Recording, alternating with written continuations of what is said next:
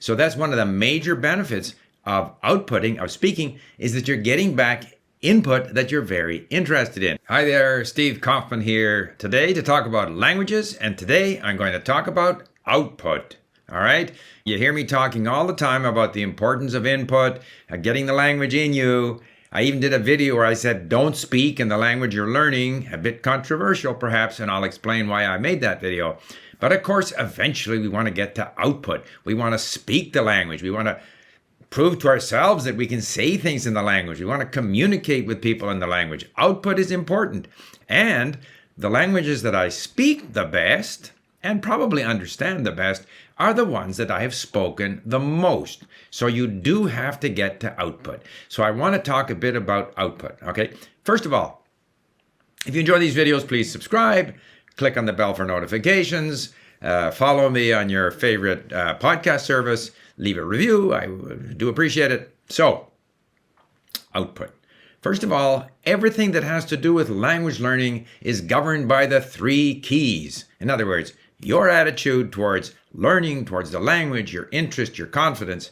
Second of all, the time you spend with the language, not sitting in the classroom, having someone explain something in English, but with the language. So that can be listening, it can be speaking, it can be writing, it can be reading.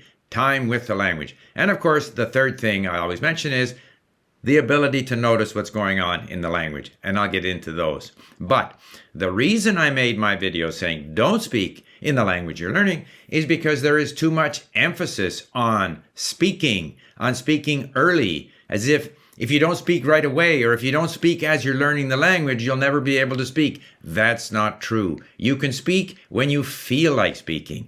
Eventually, you have to speak a lot. Some people are in a situation where they're surrounded by the language, they would like to, they have the opportunity, they have the need to speak, they speak early. Other people, as is often my case, where I'm learning here in Vancouver, I'm learning Persian or Arabic or Greek, I'm not there, I'm here. So I put most of my effort into input because it's easy to arrange. I'm spending time with the language while in my car. I'm spending time with the language when I sit down with a book. So spend time with the language. However, in all of those cases, after a couple of months, I start outputting. I start speaking. Initially a small amount, and eventually I build it up to more speaking.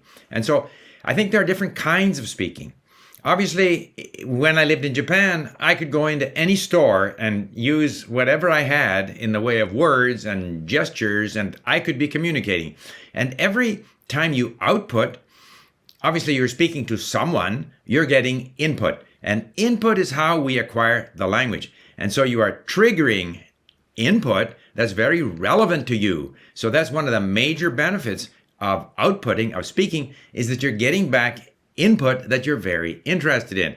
But if you're not in that situation, then you have to organize the output. You have to set up online to find someone to talk to, which can be done through italki or at Link.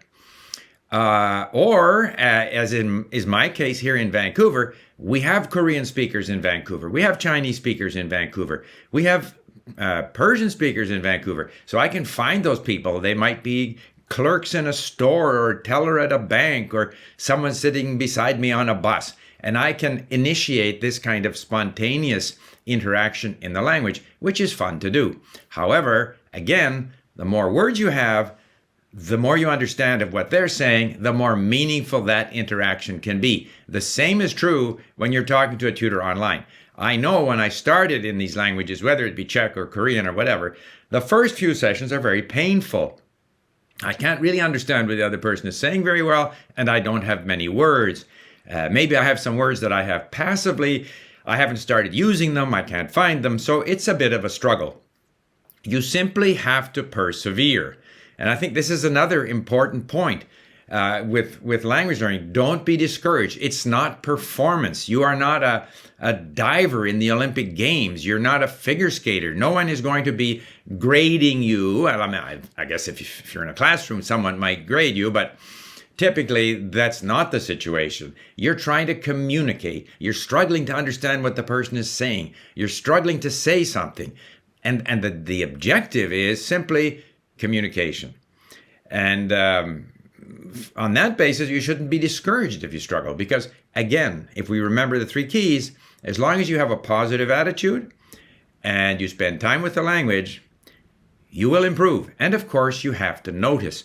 And this is the other thing that happens. When you speak with people, you notice the words you're missing. You notice the difficulties you have with grammar. Now, you also notice these things when you're listening or reading. And noticing is kind of a very important part of acquiring the language, because until you notice certain things, you aren't going to be able to produce them in your output. So if we're focusing on noticing while we're speaking, noticing the mistakes we make, notice what other people say, we will gradually improve. One of the things that I do at LingQ to improve my ability to notice, say, conjugations, if I look up a word in LingQ, click on it, we have a variety of dictionaries there that are available. So I don't just look up the meaning of the word. If it's a verb, I'll go to one of our conjugating dictionaries. It might be Context Reverso, which has conjugating dictionaries for Greek, for Arabic, for the Romance languages.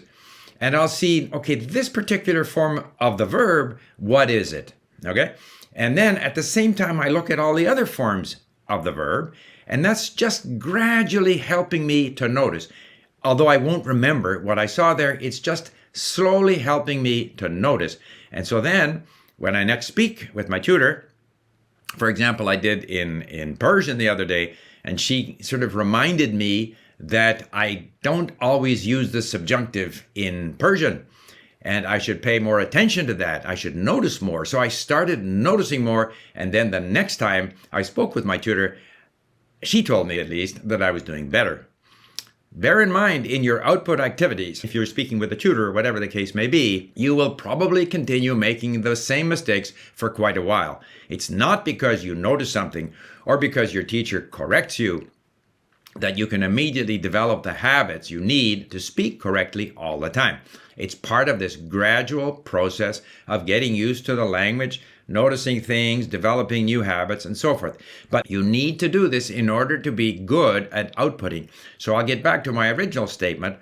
It doesn't matter when you start speaking. It's not as if the language is going to go away from you. You can always come back and speak.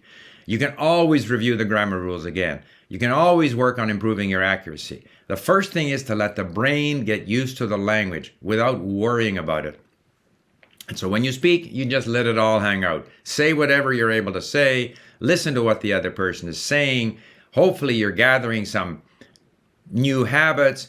Mostly, I find when I'm in that situation at an early stage in my outputting, I'm just thinking about words. I can get the wrong tense, the wrong person. It doesn't matter. The meaning comes across because language is quite redundant, but I need words. I need to know the verb for want, need, go, come.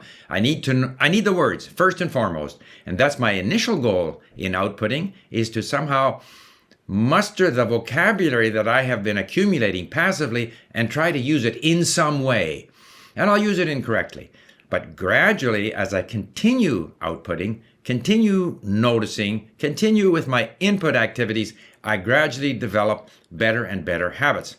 So basically on output, that's my advice. Focus on your input activities.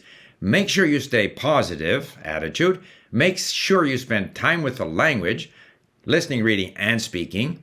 Try to notice what's happening. Try to notice your mistakes. Try to notice structures and words that you have trouble with, and just keep doing it, keep enjoying it, and gradually your output ability will improve. So I hope that was useful, and maybe a bit of a countermeasure to the video that I put out earlier about not speaking in the language you're learning. Yes, do speak in the language you're learning when you feel like it, and don't worry about how you do.